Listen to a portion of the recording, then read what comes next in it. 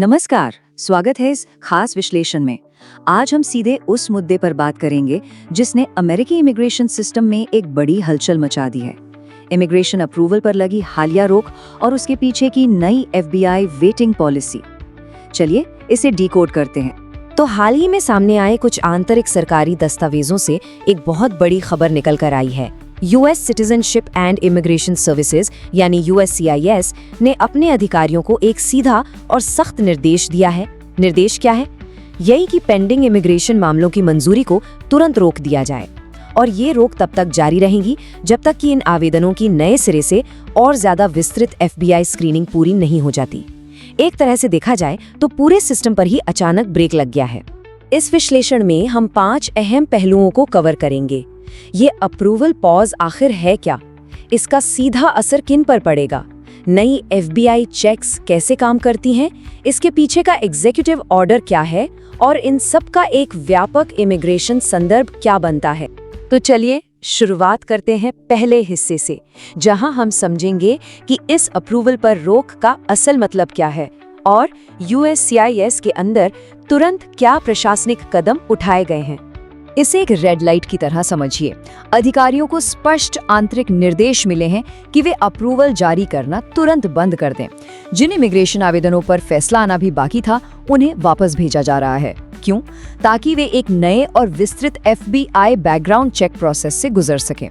जब तक ये नई सुरक्षा जांच सफलतापूर्वक पूरी नहीं हो जाती, तब तक किसी भी आवेदन को औपचारिक रूप से मंजूरी नहीं दी जाएगी। मतलब काम तब तक रुका रहेगा जब तक हर एक छोटी डिटेल चेक ना हो जाए। अब यहाँ एक तारीख बहुत ही ज्यादा मायने रखती है, 27 अप्रैल। ये एक बेहद अहम कट ऑफ डेट है। नियम के मुताबिक अगर किसी आवेदक की FBI फिंगरप्रिंट जानकारी इस तारीख से पहले प्राप्त हुई थी, तो अधिकारियों को उसे फिर से जांच के लिए सबमिट करना ही होगा। हालांकि इसमें एक छोटी सी छूट भी है। अगर एजेंसी ने पहले से ही किसी एप्लीकेशन को रिजेक्ट यानी डिनाई करने का मन बना लिया है, तो उसे दोबारा सबमिट करने की जरूरत नहीं है। लेकिन इस एक तारीख ने हजारों लंबित मामलों की दिशा पूरी तरह बदल दी है। आगे बढ़ते हैं दूसरे हिस्से की तरफ। ये जानना बहुत जरूरी है कि इस प्रशासनिक रोक के सीधे दायरे में आखिर कौन-कौन सी श्रेणियां आ रही हैं। सीधे शब्दों में कहें तो जिन भी आवेदनों में फिंगरप्रिंट्स की जरूरत होती है, वे लगभग सभी इस सघन जांच के दायरे में आते हैं।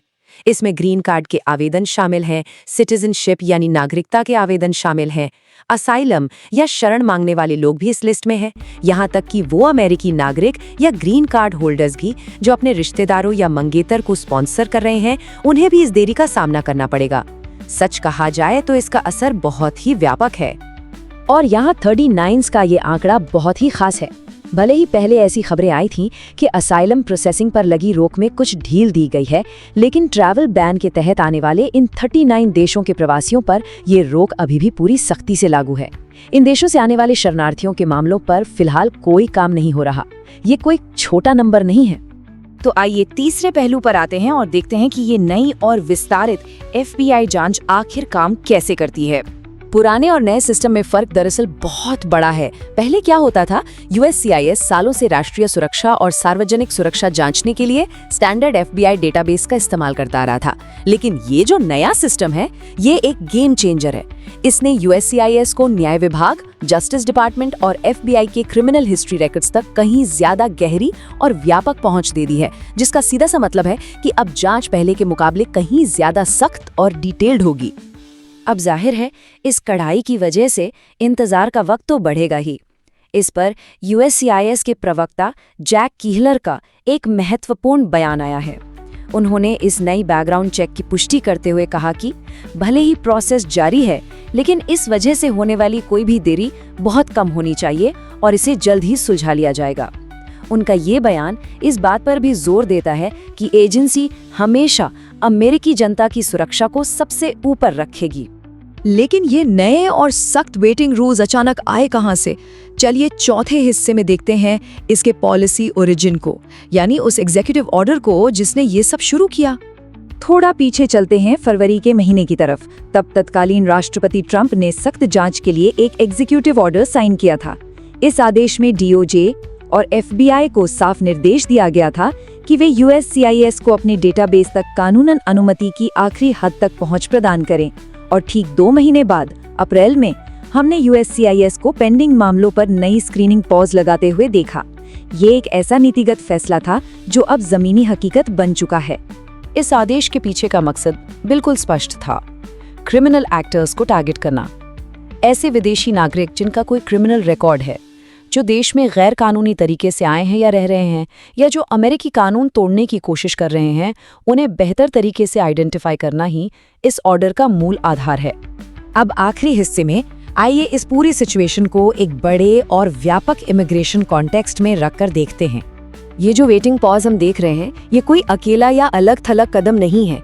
ये कड़े इमिग्रेशन कंट्रोल के एक बहुत बड़े प्रशासनिक अभियान का हिस्सा है। इस अभियान में और क्या-क्या शामिल है, जैसे सभी इमिग्रेशन आवेदनों की बारीकी से जांच करने की नीतियां, आवेदकों के सोशल मीडिया अकाउंट्स को खंगालना ताकि किसी भी ऐसे विचार या गतिविधि का पता लगाया जा सके जिसे अधिकारी अमेरिका विरोधी मानते हैं।